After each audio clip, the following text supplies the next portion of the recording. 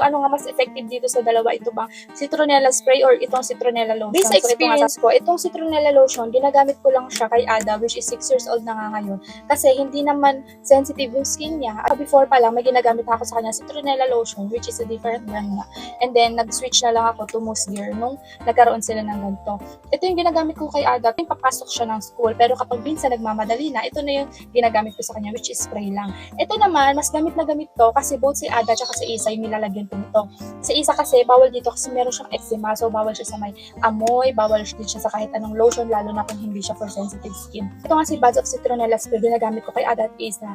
Tuwing pupunta sila sa lobby, magpe-play sila, or tuwing lalabas kami, tuwing pupunta kami sa church, ganyan. Lagi ko silang in-spray nito kasi easy access lang to mga mommies. Pero ito ang si Citronella Spray, since gamit na gamit ko na to, ang dami ko nang repurchase dito kasi naglagay na ako sa bag ko, sa sala, tsaka sa bag ko. Ito nga yung pinakaluma ko. Ayan o, meron pa rin siyang laman, so hindi siya madaling maubos. Kasi parang 2 to 3 sprays lang need ko, isa kay Ada, tapos isa kay Isa, so 6. Hindi pa rin siya nauubos, parang magwa 1 month na ata to sa akin. So marami rin siyang laman, mami, so sobrang sulit na talaga dito. Tsaka meron ako nabasa ha, I think ano siya, Pedia, prefer daw talaga niya sa bata itong spray kasi spray lang daw sa damit compare daw dito sa citronella lotion na ina-apply sa skin. For me kasi, since si Ada naman gumagamit, 6 years old na siya, tsaka normal skin naman siya, and may previous history na siya na ina-applyan ko talaga siya ng citronella lotion.